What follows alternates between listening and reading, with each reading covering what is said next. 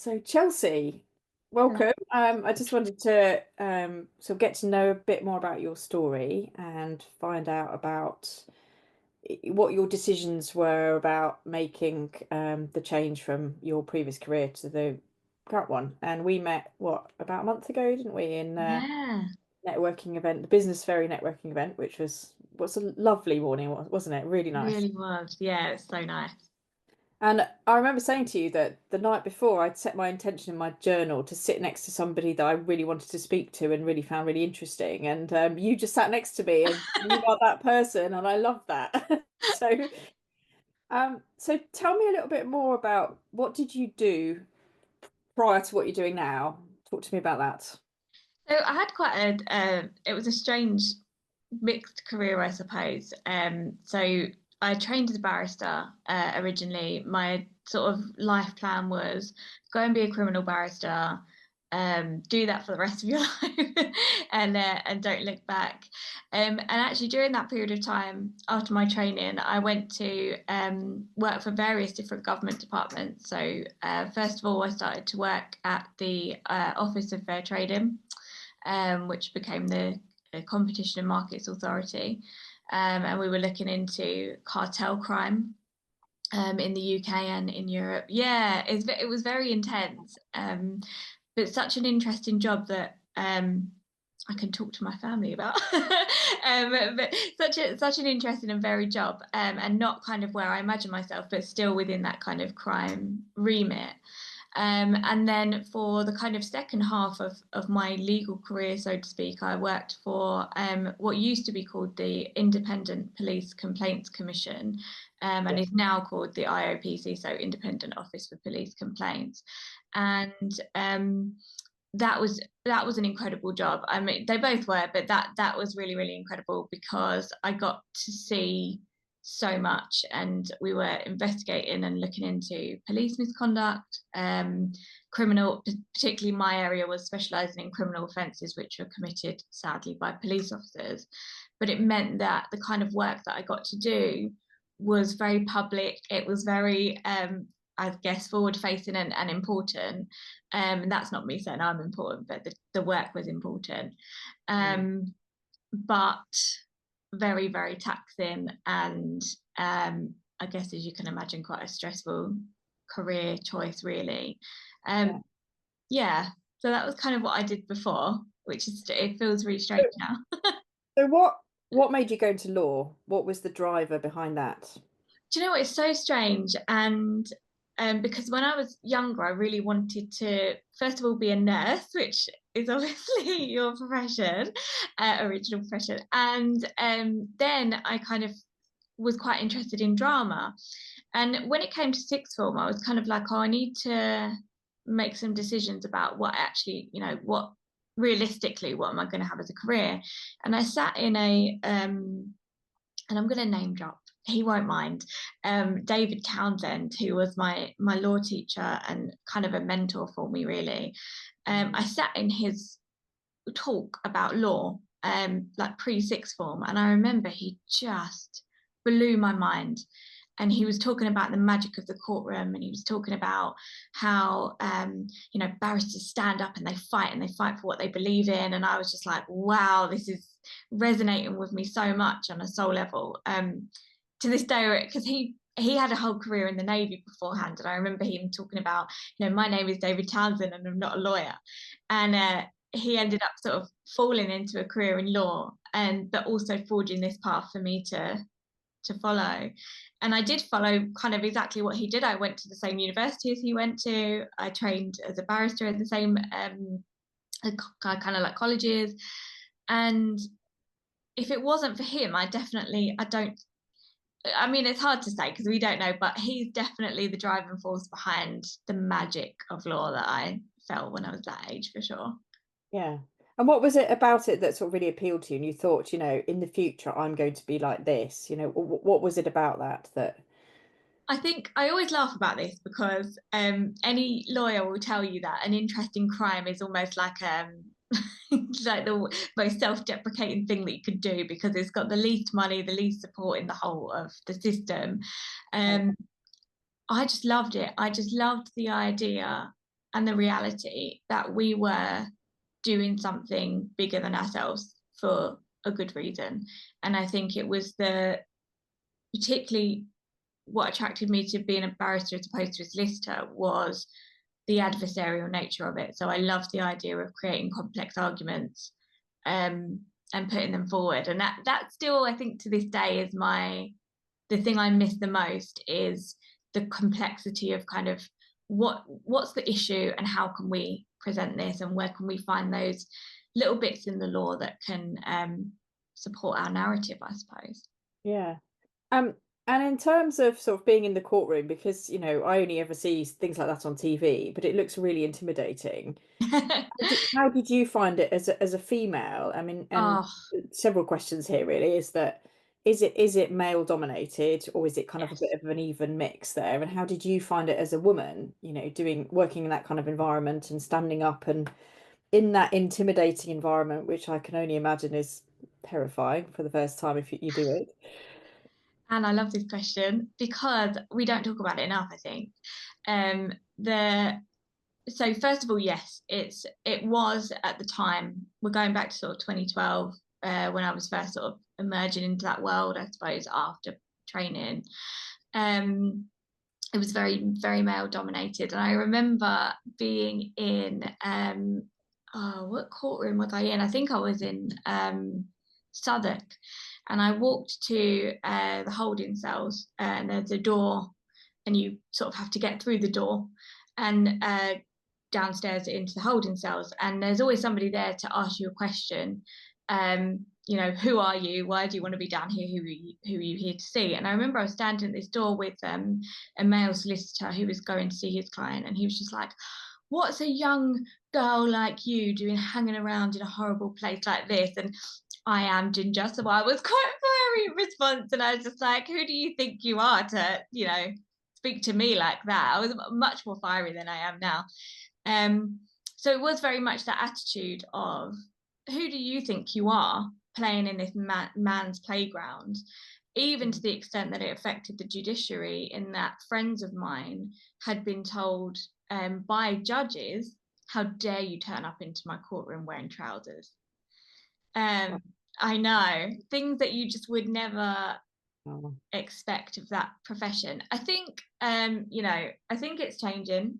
Certainly towards the end of my career, we were dominated by women, which was amazing to see. Got goosebumps even saying it, because I think we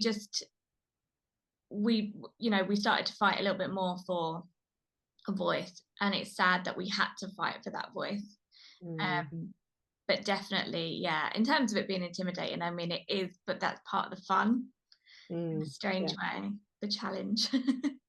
And were the expectations versus the reality, were they different?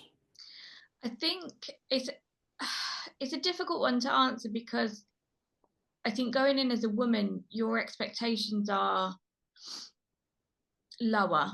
So you kind of go in and expect that you're going to have to fight a lot harder to get in the door, to get your foot in the door. What I would say is that I had to fight a lot harder than I Yeah. thought I would have to fight, and I already thought I was going to have to fight really hard. Yeah. Um, and I think as well, you do it for the love, particularly criminal law, family law, criminal law. You do it for the love, and actually you think and you're convinced that it will be sustainable for a long period of time because you Mm, love it so much. And I think the sad part of it is that in reality, life isn't sustainable in that way, to keep fighting every single day to that level, yeah. um, as a woman and as a lawyer as well. Yeah. Yeah. I can imagine. Did you have to change the way you behaved, the way you came across to fit in? Yeah, You did. definitely. And do you know what, this is so interesting, because it's something that I feel like, as somebody who's a little bit older now, looking back, I wouldn't have done that now. But that's the wisdom of having, being the other side of it, I suppose. Yeah. I came from a really working class family. My dad was a window cleaner, my mum was a teacher, and we had no lawyers in the family, so we had nobody who could kind of teach you the etiquette or the way to behave in these situations. And it sounds really old fashioned, and it is really old fashioned, in that as part of your part of qualifying, you have to go to these Inns of Court dinners, and they're all very prestigious, kind of black tie dinners, long tables. It's literally like Harry Potter. Mm. Um, all gowned up and things like that. And you're having conversations with people whose lives do not mirror your own in any way whatsoever. And so I always felt like I had to speak better, or I had to stand better, I had to hold myself or make myself a little bit more interesting to to fit in. And I remember writing an application form one day, and I was talking to a head of chambers who said to me, if you'd spent your gap year in Rwanda, building shelter, then I would be interested in interviewing you. But if you just went through your education system like everybody does, I'm not interested in you. And I thought, well, for a start, you have to be so privileged to be able to have the time and the money and the space to be able to create these experiences, which are for them the benchmark. And Yeah, it was the injustice of it, I think, was quite eye opening. yeah, yeah. I can completely relate to that because I spent 19 years, as you know, in the military. I was in the RAF, very male dominated, and I found that I had to change a lot of how I spoke, my mannerisms, and I still find myself now saying the same kind of, little words that are very military. You can almost tell people that are military when you're in a shop in a supermarket, but by Really? just the little words they say. And it's funny because one of the things that I realized towards the end of my career, was how much I was putting a mask on, how much that was not Mm, really authentically me. And I felt like it was affecting my mental health. Certainly it was affecting my stress levels, and I just wasn't really very happy with it anymore. And it took for me to actually leave and then reflect on it to realize how much that I'd had to change and not be who I really am. And it's quite a fascinating way of looking back at it, isn't it? And I think, from what you've said, it's you don't realize it at the time, but you take it on because it's that kind of herd mentality, isn't it? About being fitting in and being part of an organization or a particular profession. So what I'm curious about is so you've had an amazing career doing all of those things. What made you change to do what you're doing now? And tell us a little bit about what you are doing now in that answer. okay.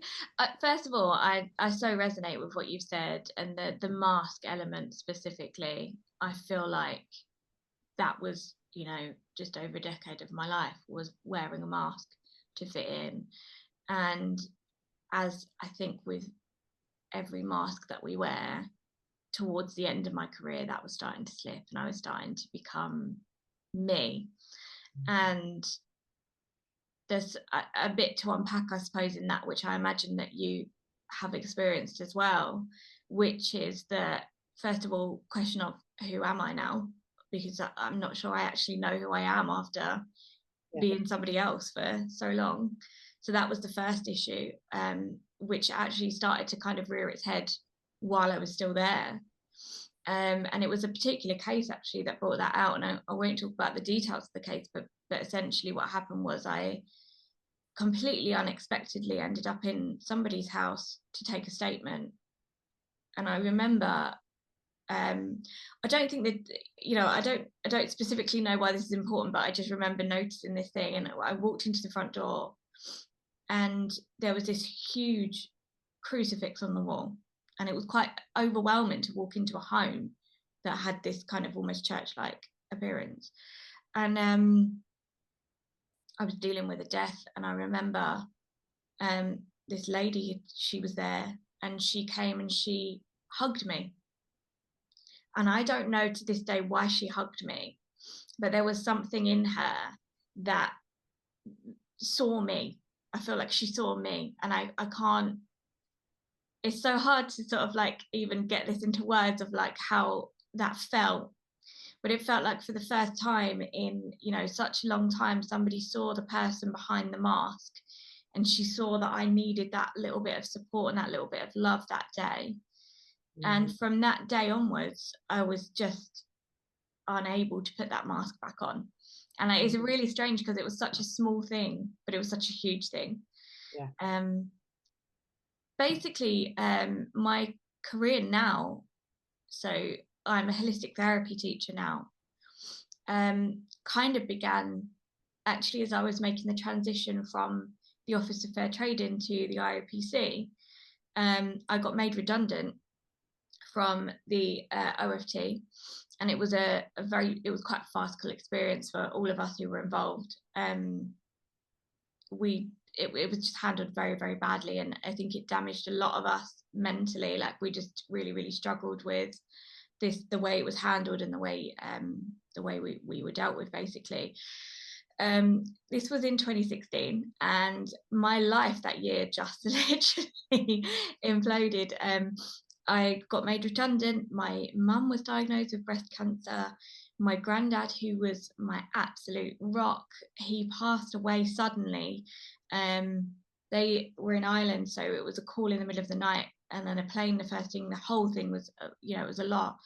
My husband and I, now husband, were living in this moldy little shed in the bottom of my parents' garden, and everything was just kind of rubbish. And I needed something to kind of help me recover from everything that was going on in my life.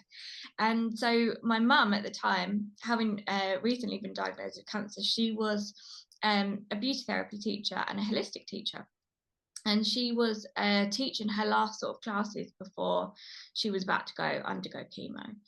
And she was teaching this lady massage, and this lady happened to be an angelic Reiki master. And I was her sort of standing client. And she gave me this massage, and she was like, I really feel like your energy needs some work, and you need some, have you ever heard of Reiki before? And I was like, no. What is that? And she was explaining it to me, and I was just like, this sounds like a load of rubbish. What are you talking about?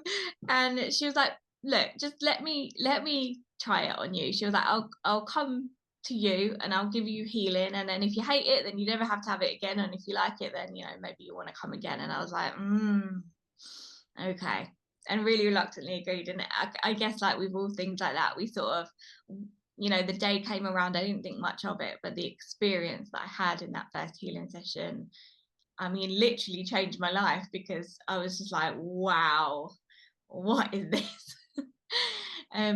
So that was my first kind of dip into the holistic world, I suppose, as an adult.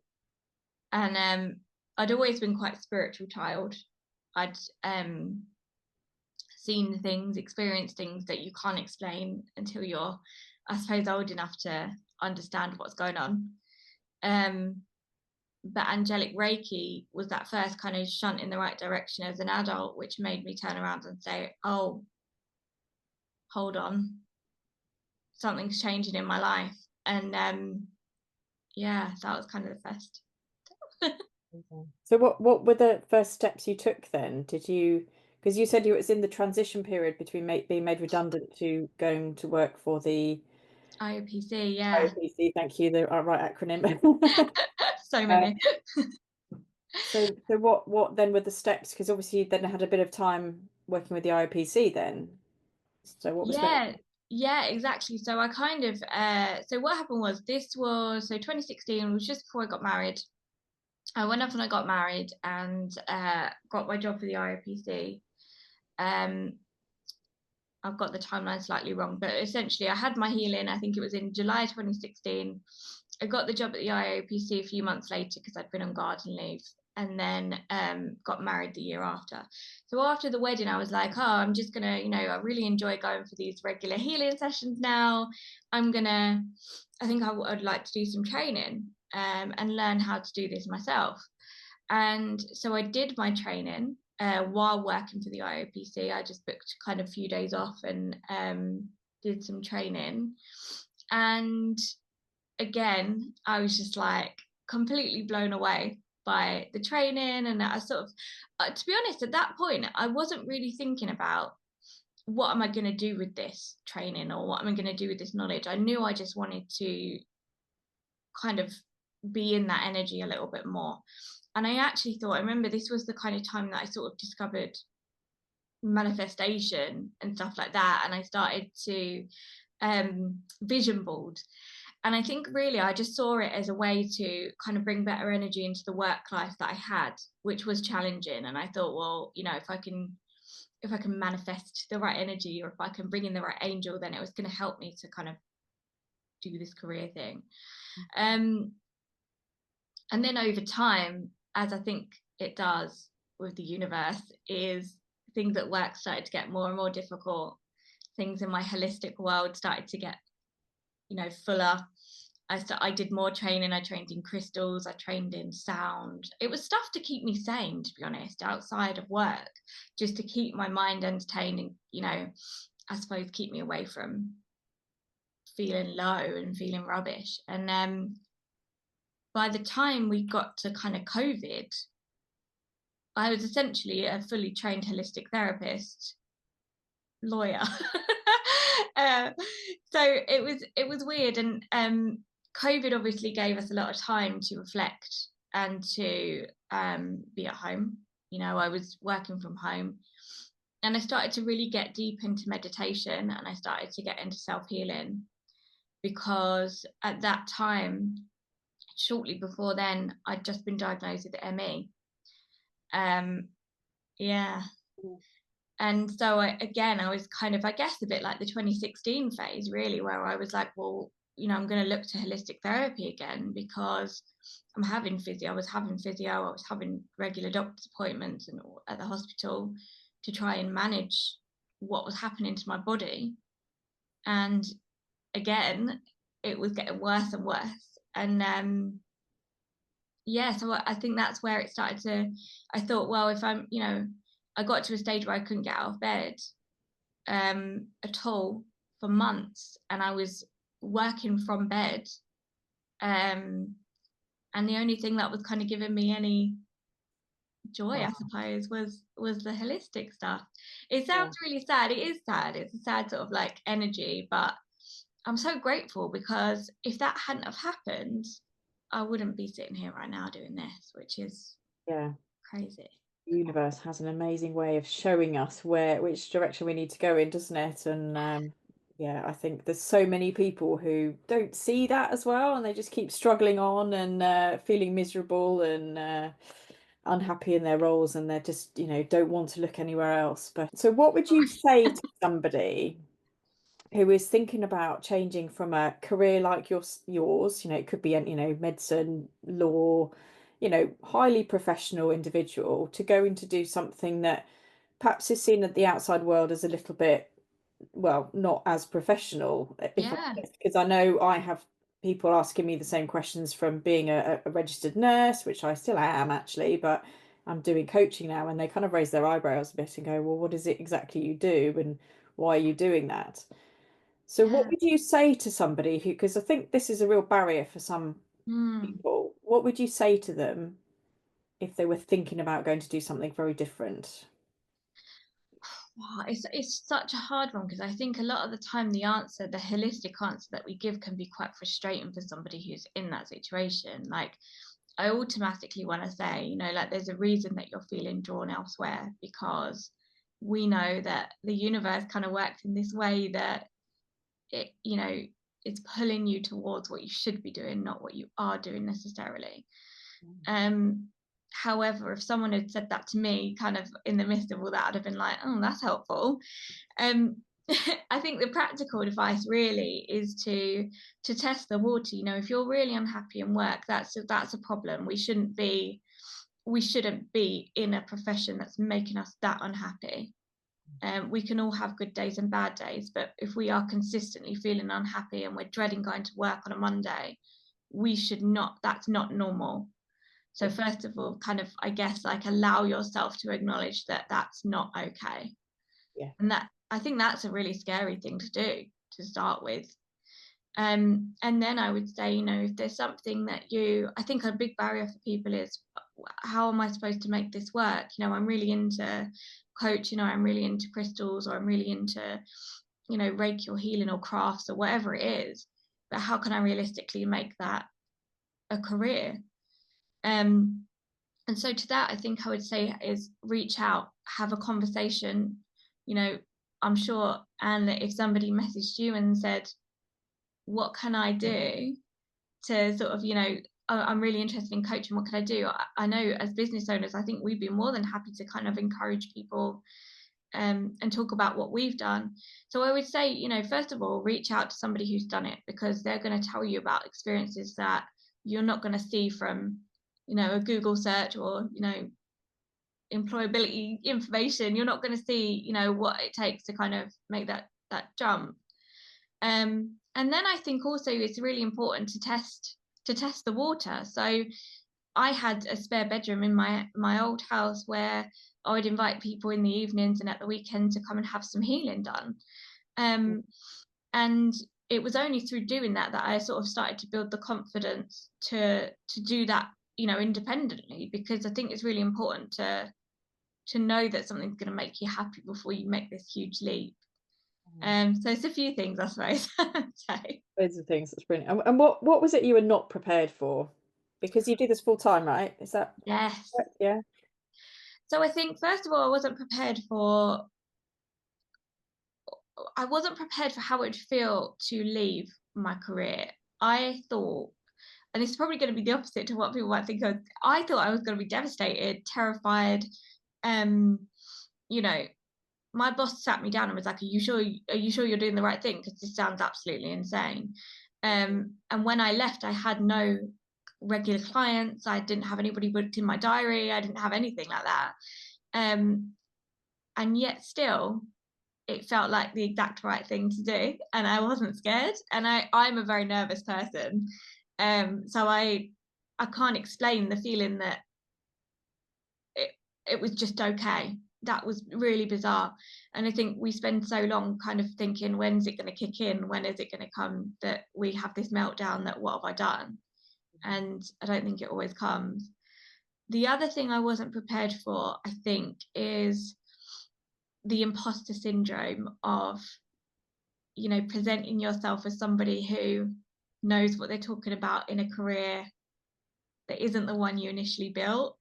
I Yeah. feel like, kind of, like we were saying about the mask, Mm. in this type of career there is no mask, because Yeah. it only works, it only sort of, the energy only flows properly if you are you, and you're giving your honest true self. Mm. None of us show 100% of ourselves, but you have to be coming from that place. And I didn't have a mask anymore, and I would say that was much more terrifying than leaving my half decent job, with Yeah. just being me. That's still scary now. Yeah. Yeah. Because How do you feel it's a about sort of that? safety barrier, isn't it, really? Yeah, Yeah. and it's interesting because while you were answering that question, I was thinking about how would I answer this exact question, which probably should have done by now. But when I go to, in a gathering or something, I almost, and that's probably something I need to learn from, but I almost avoid talking about what I do now, and I talk more about what I used to do. Yeah. I kind of bring that into conversation. It's almost an identity thing. Because part of the armed forces, you're a rank as well. You're an officer, you're a particular rank. That holds an entire identity. But all it is some stripes on your shoulders. That's all it is, and the fact that you have staff, or people working for you, but it's a chain of command, right? And it kind of makes sense to other people. So I'm almost in a way, the way I answer those same questions, it's about people pleasing as well. And I know that's something I'm working on for sure. It's about, needing that approval, needing that, that, I forget the word, validation, if you like, from somebody else. Yeah. But something that they understand instead of something that they don't understand, which is not, it's not about them. It's about, well, I'm just going to put that out into the world and be who I am, and I'm a coach. Do you see what I mean? Yes. Do you know what? I've never said this out loud before, but I really feel like this is the right place to say it. I sometimes feel like I have to tell people that I was a lawyer before so that they know that I did something better. I don't, and I don't even mean it like that, Yeah, but it's almost like I can say, I was bright. I did do something, like, as if this isn't, as if running our own businesses isn't good enough. yeah. And And we need to get out of our own way there, don't we? And we don't need to prove ourselves. That's a society thing, isn't it? That's what society expects of us. That's what our upbringing, our parents, our grandparents would have, you have to go and get a proper job. That's what school t teaches people to do. You have to go and get a proper job. Like even in my son, so my son's 13 and he from what not 13, he's nearly 13, but he's almost a teenager. He is already talking about having his own business one day, and there's nothing in his school that supports that at all. really, Nothing at all. They had a business club at school that lasted one term, and then the member of staff stopped doing it for whatever reason. But I encouraged him to do it because I said, it's not just about going to get a job, going to do, your exams, going to get a job. Some of the most successful entrepreneurs left school at 16, like Richard Branson. He's yeah, dyslexic, he struggled with exams, and he's an incredibly talented and successful man, isn't he? yeah, Whatever you think about him, but yeah. you don't have to conform to that expectation, and yet we still do it to ourselves.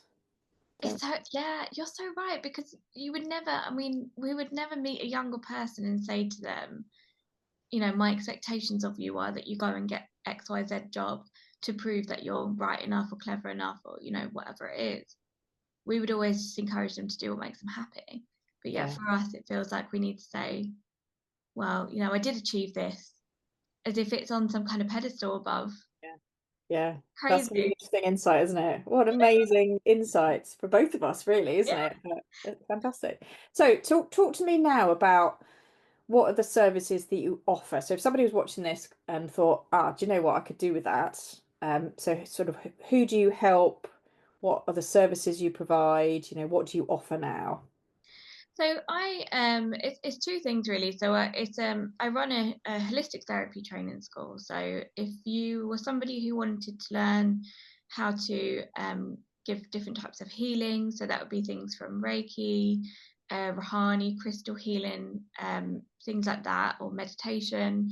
I provide accredited training courses so that you would be able to um, train properly, do your case studies, and then receive accreditation to go and be a professional holistic therapist in that area. The other part of what I do is it's almost, it's similar. It's not coaching, but it's similar to what you do in the ethos of it. Is that I have a qualification which runs for a year called the Holistic Therapy Practitioner Qualification, and it helps somebody like us who was in a different career transition into becoming a holistic therapist full time. And that's all about kind of what does it look like to start a holistic business when you've kind of got very limited or little experience, to then a year later, having something which is your own, which is successful, hopefully. Um, yeah, in holistic therapy. So it's kind of, I work with holistic therapists to kind of like upgrade their qualifications, and then I also work with people who are a bit like I was. And you talk about healing. So, what sort of things are you healing? So healing is very much quite a wide thing, I suppose, but healing can run anything between kind of emotional healing. We work with the four body systems, so emotional healing, mental, spiritual, and physical. So we're looking at all aspects of a person, and it could be that laying our hands on somebody and using that Reiki energy has the ability to kind of up the vibration of the person to make them feel better.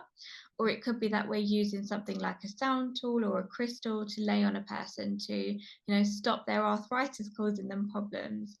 And so it's really about creating healing in a holistic way, which can help people to live a better life, really. Yeah. And how does that work alongside modern medicine? uh, hand in Can hand. Yeah, and you know what? This is such a lovely emerging area as well because we're starting to really go full circle in our understanding of how holistic medicine can help modern medicine. So I always say to everybody, it's not a replacement, but it works beautifully side by side. right. Um, and this is being shown now by hospitals who are offering Reiki healing for patients who are going through chemo or post-operative patients.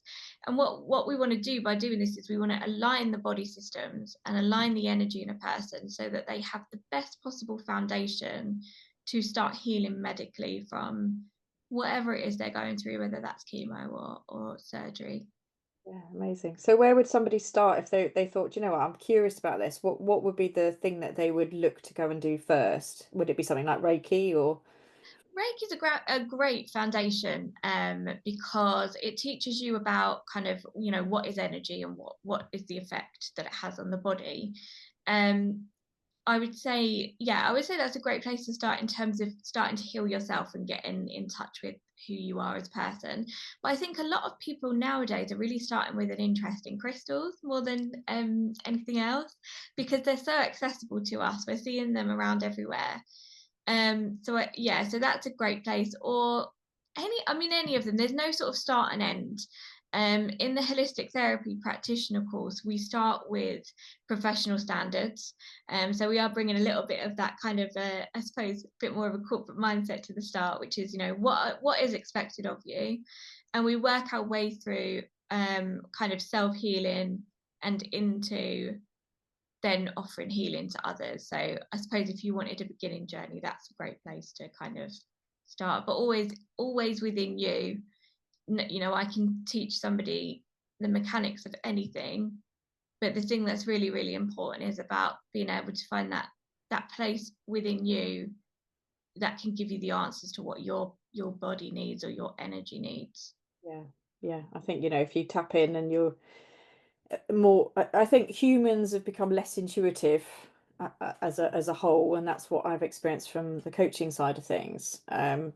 And as soon as we allow ourselves to tap in and quieten that noise of the logic and the way our brains process, I do an exercise with my clients that helps them get into their heart space and just ask them the question of what they need. And it's just the most wonderful thing. I was working with a client the other day, and he came out with some just two words, which is what he needed, and he did not realize that that's what he needed, and it's just such a lovely place to start from.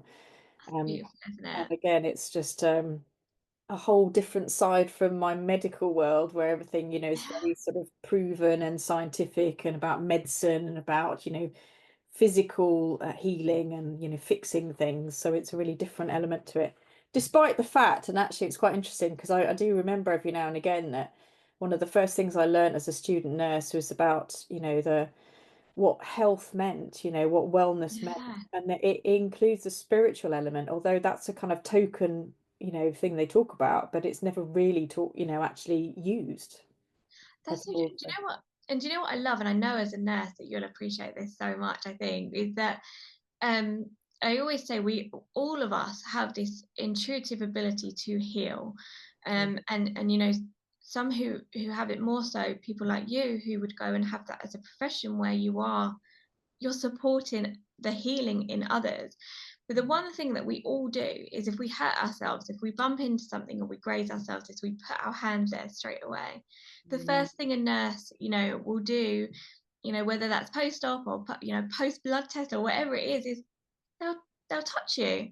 And Mm. I know things change now with, you know, rules and things like that, but actually intuitively we are all there in this space where we want to receive this touch and this healing touch. And it's something that I think connects us all, whether that's the medical profession or the holistic, you know, holistic medicine. We all Yeah. benefit from this intuitive healing touch, and it just kind of blows my mind in a way. Yeah, that's really true. Actually, I'd not thought about it like that. That's amazing.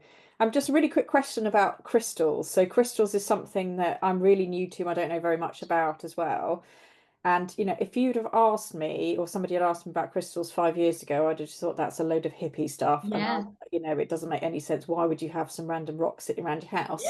But now I've learned a bit more about them. But what do they do, and what sort of crystals would people have in their house and use?